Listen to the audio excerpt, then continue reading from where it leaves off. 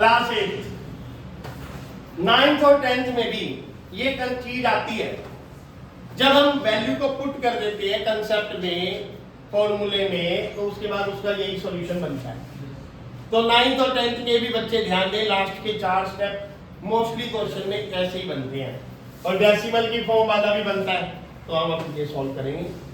ये चैप्टर का नाम है class 8 mathematics exercise 2.2 linear equation in one variable 3t minus 2 upon 4 minus 2t plus 3 upon 3 equal to 2 by 3 minus t। एक बार check कर लो खोल के, ठीक है question. 0.25 bracket start 4f minus 3 bracket close equal to 0.05 bracket open 10f minus 9 bracket close. चलो पहला काम देखो, एक t इधर बैठा, मुझे दुख हो रहा है कि ये वहां क्यों बैठा है। ये अपने इधर भाई बहनों के पास आए, एंजॉय करे, पार्टी करे, है ना। और ये बेचारा कांस्टेंट है, इसको वहीं पढ़ा जाएगा। ठीक, चलो 3t minus 2 upon 4 minus 2t plus 3 upon 3 plus t upon 1 equal to 2 upon 3। अब ये p जो वहां बैठा था वो माइनस का था, इधर लाया तो ये किस चीज का होगा। अब देखो मैंने एक बात बताई, 4, 3 और 1 का एलसीएम क्या आता है? 12 आता है। 4 को किससे मल्टीप्लाई करूं? इसे ब्रैकेट में रख दो, इसे भी कर दो साथ साथ। 3 को किससे करूं? इसको ब्रैकेट में रख दो, इसे भी 4 से कर दो। 1 को किससे करूं? 12 से। 3 को भी किससे कर दो? इस 3 को किससे करूं? 4 से 12 हो जाएगा। फिर ऊपर भी किससे करूं? 4 से। अब आप चाहोगे सर इक्वल टू तो उधर भी कर दिया आपने, और क्या सही क्या गलत क्या? उसका कारण बताऊंगा, आसान हो जाएगा तुम्हारा काम। मैंने क्या किया, पूरी लाइन में माइनस प्लस और इक्वल था, सबका डिनोमिनेटर सेम बना दिया।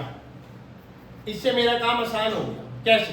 नोट करो, 3 को 3 से मल्टीप्लाई 90 माइनस 6 अपॉन 12 माइनस 4 2 जा 80 plus 12 upon 12 plus 12t upon 12 equal 2 4 जा 8 3 4 जा, कोई डाउट है?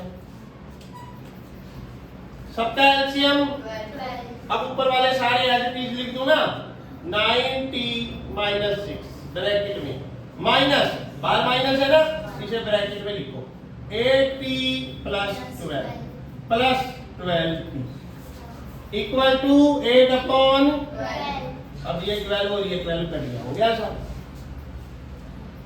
इक्वल में है, ठीक है, आमने सामने है और डिनोमिनेटर सेम है, तो कैंसिल हो सकता है। इधर क्रॉस मल्टीप्लाई वाला काम से बच गया, बच गए ना, इसलिए कर दिया इसको भी 12। समझे?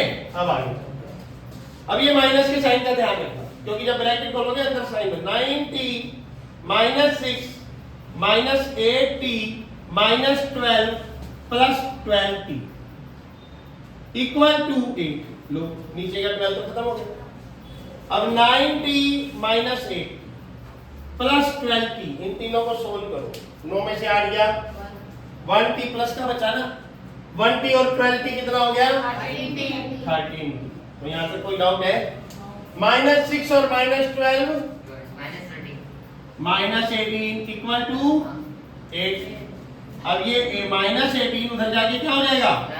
13t equal to 8 plus 18, 13t equal to 26, t equal to 26 upon 13, 13 बन गया 13, 13 2 जा 26, t इक्वल टू, बताओ आया आंसर? डन। कोई डाउट?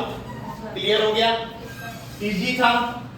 बस आपका इजी जब होता जब आप इसमें कंसेप्ट को प्रॉपर ढंग से लगाओगे। नेक्स्ट, ये डेसिमल हटाया, 100 लगा दिया। क्यों लगा दिया 100? कि भैया 2 है, डेसिमल का 1 और 2 डिजिट का डबल 0। सेम ये डेसिमल हटाया, 25 बन जा, 25 4 जा 25 से कम 25, 25 चौके 100, 5 बन जा 5 2 जा 10, 1/20। अब लिख लो 1/4, 4f t नहीं f, 4f minus 3 equal to 1/20, 10f minus 9। थोड़ा सा ढंग से लिख लेते हैं, ऐसे जैसे यहाँ लिखा हुआ है।